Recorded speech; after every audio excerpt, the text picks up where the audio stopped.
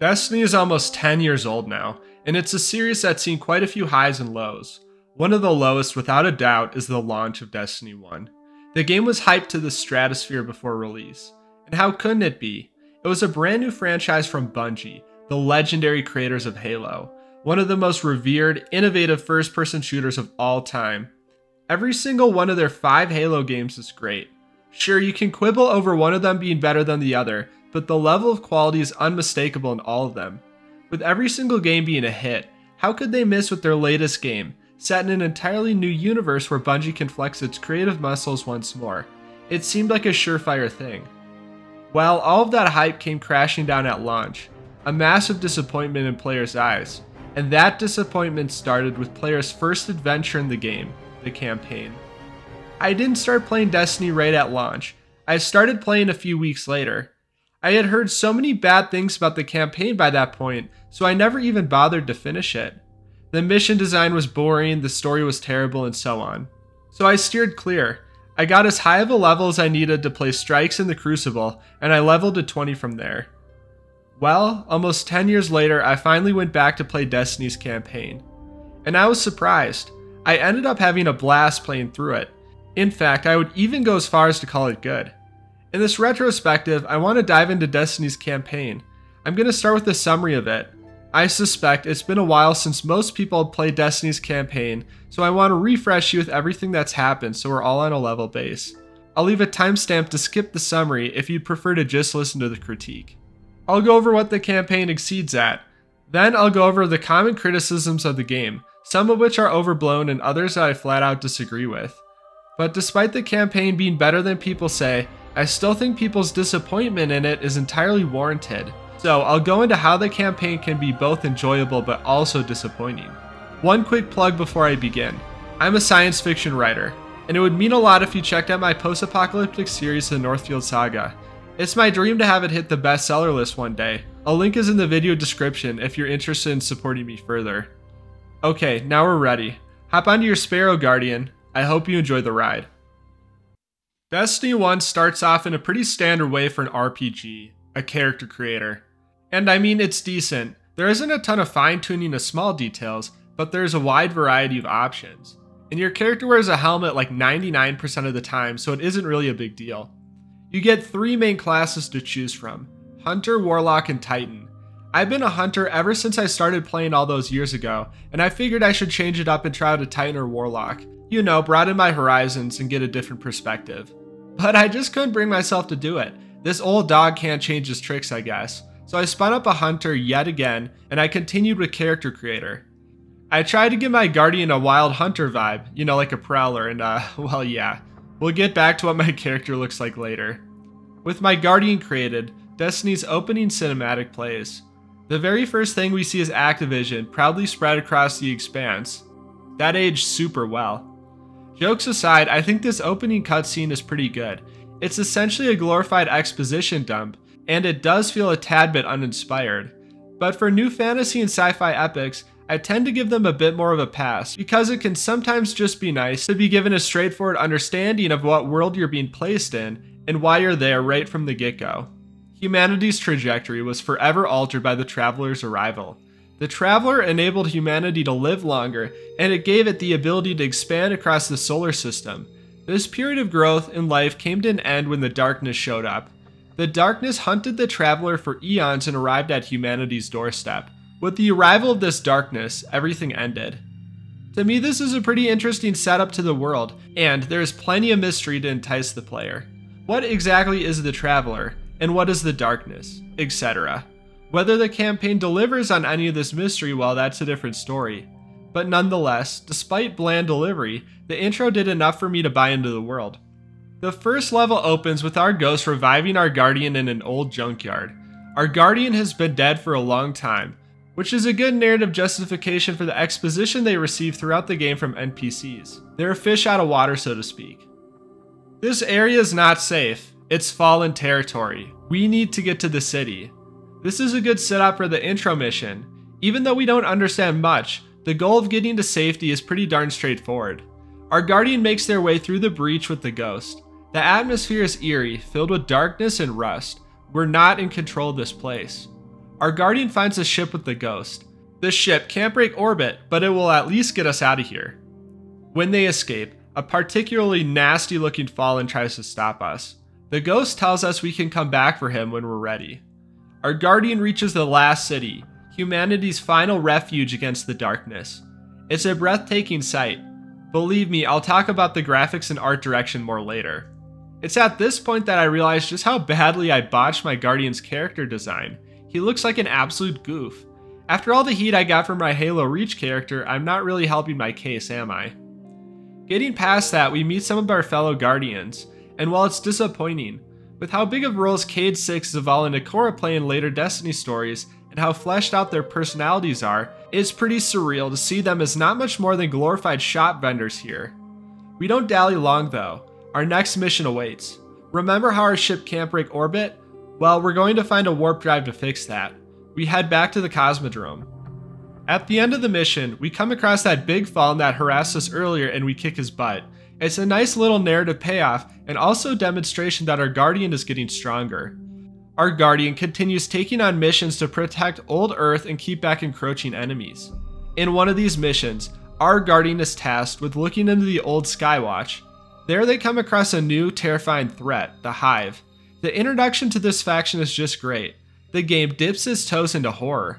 In fact, my wife thought I had switched to another game when she walked by, because the mood and atmosphere had diverged so greatly. The Hive are clearly set apart from the Fallen. Once the threat is cleared, our Ghost remarks that the Hive hasn't been on Earth for centuries, and that it appears the darkness is closing in. That doesn't bode well. The Hive haven't been on Earth in centuries. The darkness could be a lot closer than we think. We should probably get moving. Our Guardian deploys once more to stop another Fallen threat. This time they're hacking into machines. Their progress is stopped, however, by another force. Our Ghost discovers that an old war mind, Rasputin, has survived the collapse. War minds are AIs built to defend Earth. The war mind is protecting something in the Cosmodrome. We need to find out what. This war mind might be our shot of stopping the darkness, which, by the Hive's indication, is only drawing nearer. With the importance of our mission set, our Guardian embarks on the search for Rasputin. We find out what he's been protecting. An array, which is connected to defense constructs across the solar system.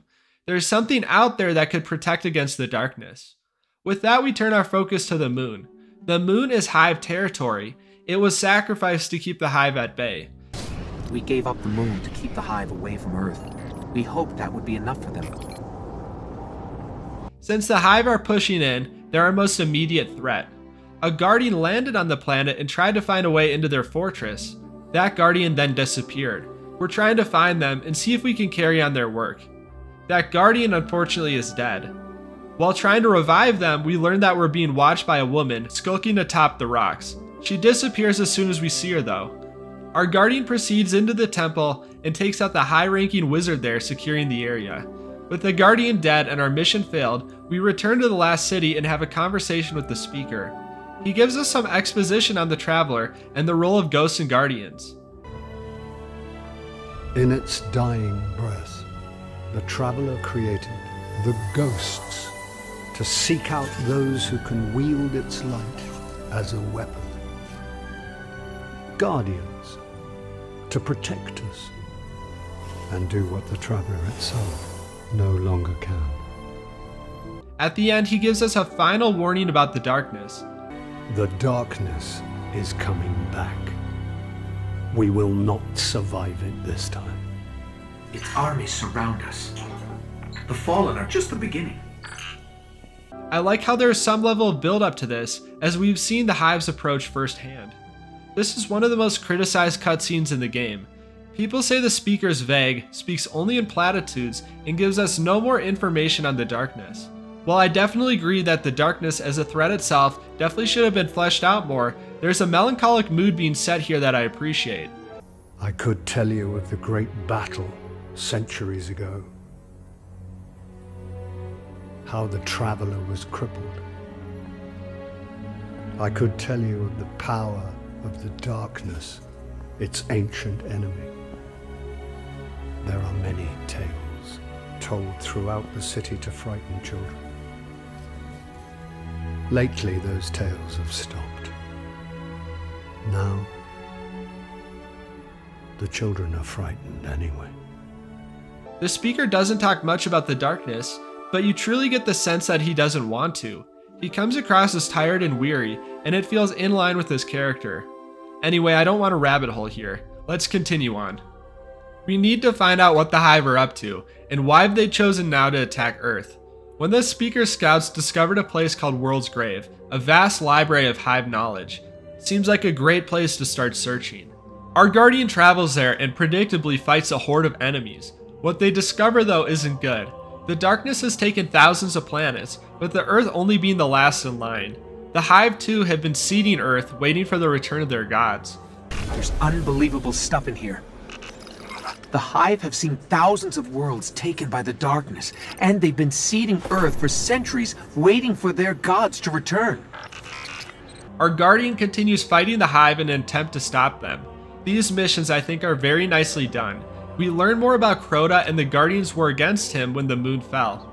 We learn about his sword, which killed thousands of Guardians. Then we get to recover that sword and duel with Hive Knights, one of the coolest parts of the campaign.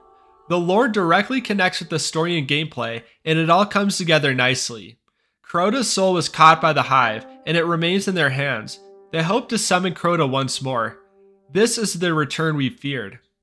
These Hive missions culminate in the Hive's attempt to resurrect him. We stop the ritual and banish Crota's soul. With that, the immediate threat that the Hive present is vanquished.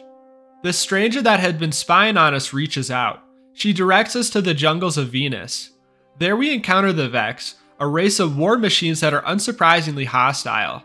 After clearing them out, our mysterious stranger introduces herself formally. Here we get Destiny's most infamous line. Who are you? Why have you been watching us? I don't even have time to explain why I don't have time to explain. Which, yeah, she doesn't give us a whole lot to chew on. What we do learn is that the Vex are very, very bad. They're our greatest present threat now. This is the conflict that will drive the rest of the campaign. We need to reach the Black Garden and stop the Vex threat, otherwise the Traveler will never heal. To find the garden, we need to visit the Awoken and get their help. They reside in the asteroid belt. Where did all this come from? Every ship that could escape fled Earth during the collapse. They made it this far. I guess they died out here. It's a graveyard. How did the Awoken survive? No one knows. This too is some pretty intriguing lore, and the mysterious way it's delivered works. Our Guardian meets the Awoken Queen and her brother. He is very suspicious of the Guardian and wants to protect his queen.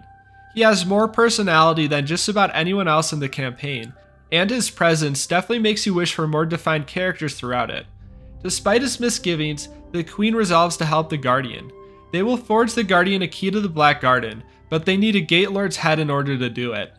A few more missions follow where we track down and eventually defeat a Gate Lord stealing his head. The Queen and her brother are surprised that our Guardian returned in one piece. Although her brother is still skeptical, the Queen prods him to give us the Black Garden's location. Mars. 84 North, 32 East. Meridian Bay. When we depart, she impresses on us that we owe her. Sounds ominous, but that's a problem for another day. Onward to Mars. Unfortunately, the Cabal have a hold on most of the planet, and the Guardian has to get through their exclusion zone to reach the garden. A series of missions follow where the Guardian fights through the Cabal's horde, pushing to the Black Garden. Eventually, the Guardian reaches this garden. It's a strange place. Where are we?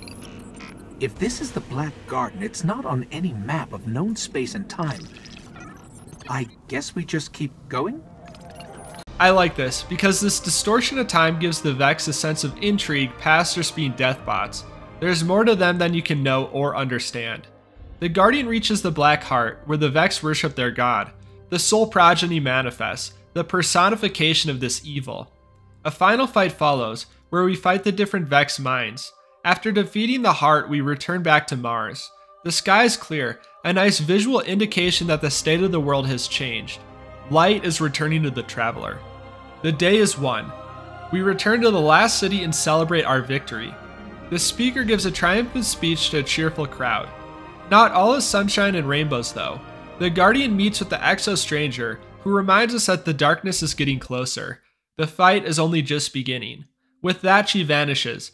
The scene fades to black as our Guardian ship flies away, presumably as they continue the fight. So, that's Destiny's campaign. In the intro I said Destiny's campaign is good. Well, it's about time I go over what I think is good about it. Destiny's strongest point for me is the art design. Destiny simply is a work of art to behold. You could hang pretty much every single frame of the game under the wall like a painting. The use of color is phenomenal. All of the planets are distinct and beautiful. The game captures the identity of these worlds and what you'd imagine them to be like, while also infusing this otherworldly ethereal quality.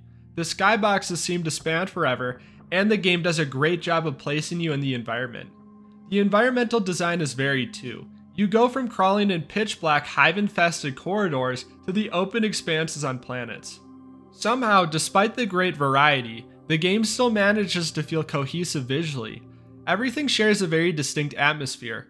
There's a sense of mystery, of wanderlust, and a touch of whimsy infused on every environmental object. Simply put, Destiny is a visual treat, and there's a simple joy in basking in the beauty. The impact of the art design extends past just the appreciation of the graphics. There is a distinct motivating factor to it that powers the campaign. I was excited with each new planet I visited because it meant another new beauty to behold. I had a touch of excitement for every new mission just because it could take me to a new region I haven't seen. The motivating factor this gives to the campaign shouldn't be underestimated. The Destiny campaign's second greatest strength is its gameplay. In my opinion, Destiny has the best PvE gameplay out of any first-person shooter. It stands at the front of the pack. With that in mind, gameplay is second on my list, so that sheds even more light on how much I appreciate the art design. There are two sides to Destiny's combat design. The first is your Guardian and how he or she controls. Weapon handling is great, and every weapon class feels amazing to shoot. The raw shooting mechanics are paired with your Guardian abilities, which operate on a cooldown. The abilities feel great to use, especially the supers. They have a long enough cooldown to feel valuable, while also a short enough cooldown to be at your disposal often. Raw movement too feels awesome. Each Guardian class moves differently, and while I can't speak on Titans or Warlocks with much authority, the double and triple jumps given to Hunters are just right. They provide a lot of mobility while still making the Guardian feel grounded, if that makes sense. These elements contribute to create this unique flow state. You're shooting, constantly moving around to avoid enemies and their attacks, and watching your cooldowns. You're determining when to use your supers and abilities, and also your special weapons. There are so many decision points during gameplay, yet it doesn't feel overly complicated. It's a bit hard to describe because it's all a very tactile thing, but I think most people who have picked up and played Destiny understand what I mean. But your abilities and gameplay are only the first part of the combat question. The second half is the enemy design. Without good enemies to fight, then what's the point? Fortunately, the enemy design is also top-notch. There are 4 main enemy factions in the campaign: the Fallen, the Hive, the Vex, and the Cabal. Fighting each faction is an entirely different experience. The Hive are very aggressive and you're often on the back foot. You do a lot of jumping and dodging to avoid their hordes. The Cabal are heavy, turtle-ish enemies in contrast. They have boosts in mobility via their jetpacks, but overall, they're not going to hound you down like the Hive. Generally, you're on the offensive. You're still mobile, but it's in service to finding a way around the Cabal's defenses, like their big shields, or maneuvering to hit their flammable packs. So the enemies aren't just fun to fight, they also facilitate playing the game differently, which is the best thing you can ask for with enemy variety. Past that, the different factions don't just have one enemy type, they have a whole handful that are distinct. For instance, let's go back to the Hive and look at their ranks. The Thrall are zombie-like enemies that primarily give chase. However, the Hive also have knights in their numbers. They're slower, sure, but you don't want to get in their range unless you're able to burn them down quickly. Add in the Wizards, who float in the air and attack from range, providing another factor to dodge besides just the Horde. Each enemy presents a different threat to the player. That means that the game can change up the enemy composition, and the player has to respond accordingly. A Hive fight with a bunch of Thralls is going to feel different than a fight with relatively more Wizards or Knights. Throughout Destiny's campaign, you probably fight in the neighborhood of 20 unique enemies, not including bosses. I can't think of another shooter with that level of variety. Other first-person shooters might have 1 or 2 factions with the enemy variety that Destiny's factions have, but Destiny has 4. So playing as a Guardian feels great, but just as importantly, the enemies you're pitted against feel great to fight. Most other games do one or the other well, but very few execute both to such a high level. So Destiny's campaign has the best art design and combat in the genre. That's not a bad place to sit, right? I think the biggest rebuttal you can make to these points is that the combat and art design are part of the entire Destiny experience, not just the campaign. If the combat is great, that naturally carries over to the campaign, whether the campaign is good or not. I get the line of thinking, but I don't agree with it. If a campaign is fun because of its mechanics, then it's fun. Whether the campaign shares those elements with other parts of the game feels irrelevant. If the developers created a combat system that works amazingly for the campaign, then they should get credit for it. Furthermore, the campaign is most players' first experience with the art design and combat, so these elements being credited as part of the campaign experience feels valid. Lastly, I don't think it's a given that the campaign had to necessarily have good gameplay or art direction because the rest of the game has it. MMOs, a genre Destiny is at least related to, are notorious for having terrible campaigns and gameplay that oftentimes doesn't even resemble the quote-unquote true gameplay at higher levels. The fact that Destiny's campaign is engaging gameplay and art-wise is, in many ways, an exception. Okay, on to the next point. Destiny is also paced well from a mission structure point of view. We travel to a new planet every few missions, and with that new planet, a new enemy faction is introduced to fight. Every faction gets its time to shine. You get acquainted with the faction's enemies, and you learn who they are and how to fight against them. Just when a faction becomes familiar, it's on to the next planet and faction. None of them overstay their welcome. The planets each faction are introduced onto also fit the factions well, and add to their sense of identity. The Fallen are depicted as a nomadic, scavenger-esque faction, so fighting them amidst the ruins of Earth is fitting.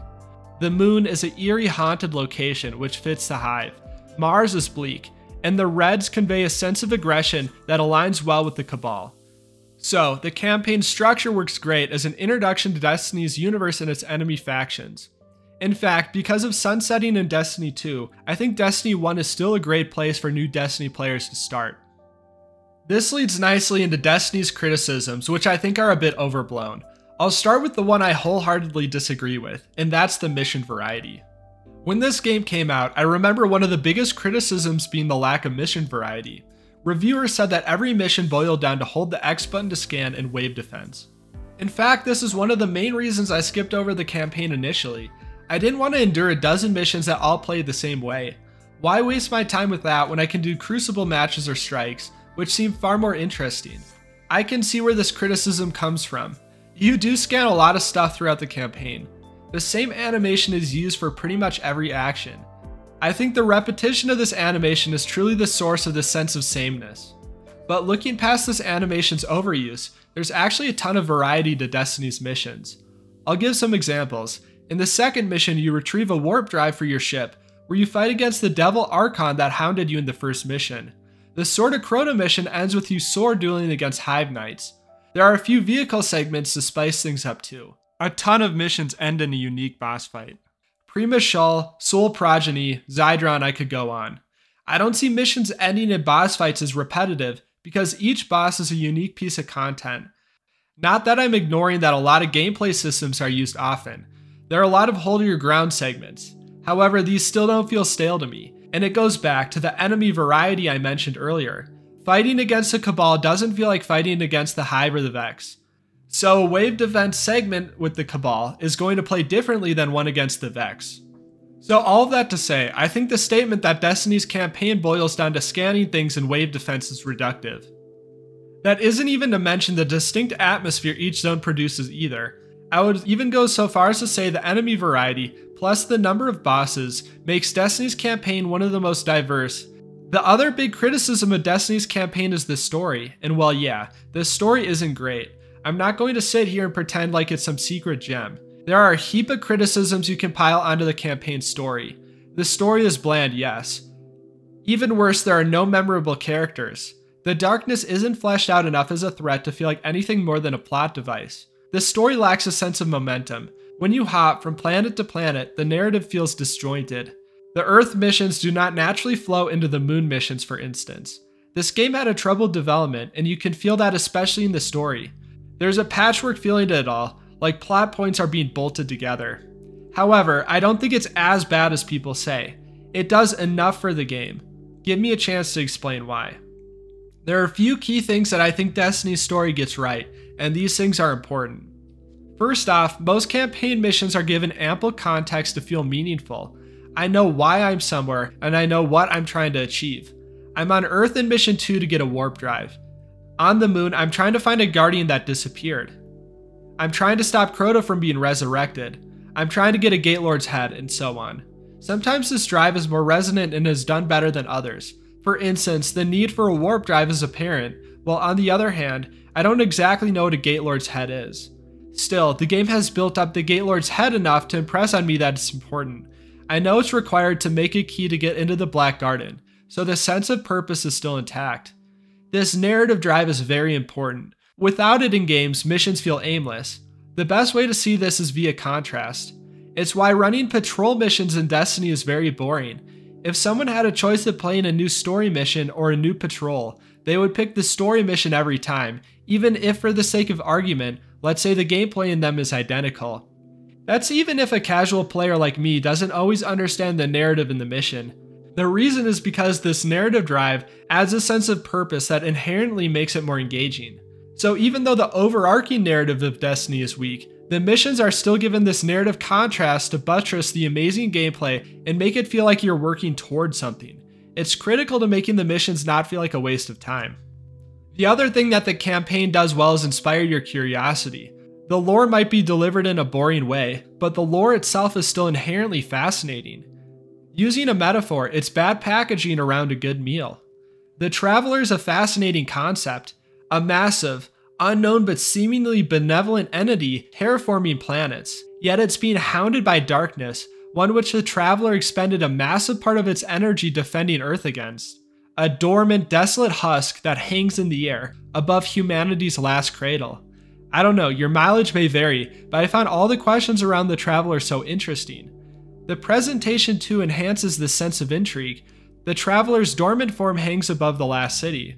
It's something you can always see, and thus it's something always on the corner of your mind. There are more examples of this. During the moon missions, the lore around Crota was very intriguing.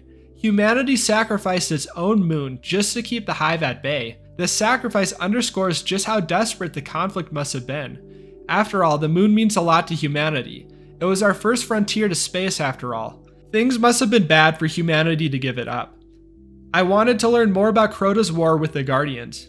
Likewise, when I heard that the Black Garden wasn't in any known space or time, it made me want to learn more about the Vex.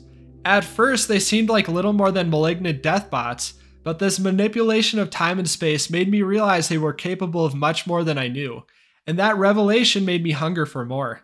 I found myself wanting to watch lore videos and read wikis on a lot of the events in the game, and if a game makes you want to do that, it's doing something right. The consistently excellent atmosphere and art design also contributed to this imagination too, of course. And I guess that goes to what I'm trying to get at. I don't want to paint the wrong picture here. Obviously, I find stories incredibly important and meaningful in games. I mean, I'm a largely story-focused channel after all. But in the case of Destiny's campaign, I think it's important to look at everything in context, on how all of its elements work with each other. Destiny's campaign gameplay is 10 out of 10. Its art design and atmosphere are also 10 out of 10.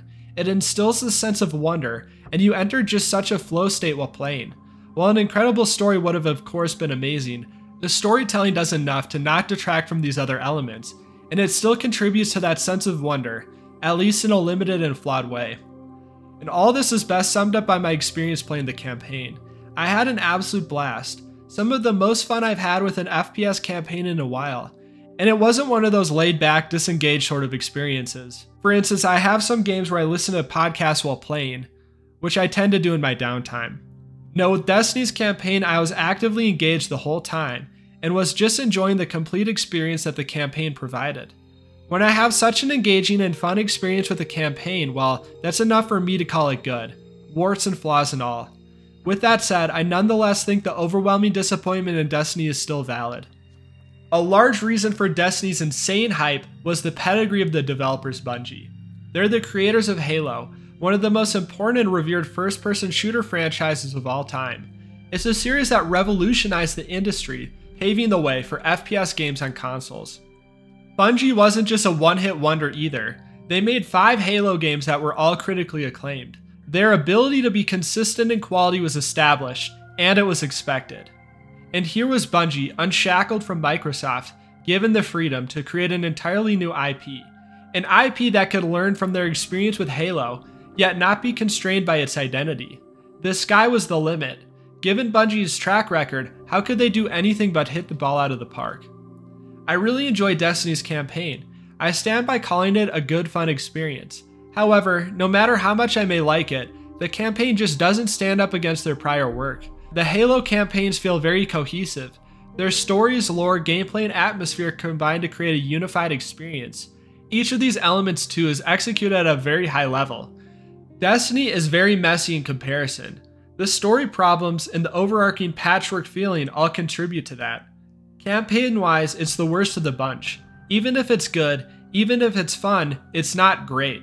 With everything Destiny had going for it, from its elite developers to the freedom of a new IP, people were not expecting the campaign to be the worst in their catalog. And it's valid to be upset and disappointed in that. Here's a metaphor. Let's say that you go to a Michelin-rated steakhouse, known the world over. You order, put down a pretty penny to do so. In return, you get a pretty decent steak. A good one even, compared to the baseline of steakhouses. But it's not great. Not something that's going to be on your mind for weeks or months to come. You'd feel disappointed, wouldn't you? Destiny was in a similar situation. Bungie was that Michelin-level developer. Simply good wasn't good enough. I guess that's the point I'm driving at in this video. Something can be good, but still disappointing. When I critique a game, I generally try to look at the game in isolation. I like seeing how it stands as a piece of art, without mind for peripheral drama or circumstances that influence how people perceive the game. But with Destiny, I think it's really hard to examine it without considering the context surrounding the game. It goes to show, I guess, that there is always more to a game than just the game itself. If Destiny burst onto the scene by a no-name developer, I truly do think that it would have been perceived differently, especially the campaign. But that just wasn't the case. Still though, I really appreciate the time I spent with Destiny's campaign, and I left my playthrough of it with an even greater appreciation for the things that make Destiny special. It's a franchise that truly holds a special place in my heart. Did you enjoy Destiny's campaign? Did I convince you to give it another shot? Let me know in the comments below, I'm genuinely curious. If you liked the video, please like and subscribe. Depending on if people like this video, I may do a similar retrospective for Destiny's DLC or the new Final Shape coming out. Whether that happens is in your hands. Of course, as always, please check out the Northfield series. I'd love your help in achieving my dream. Either way, I appreciate all of your support and thanks for watching the video. Until next time.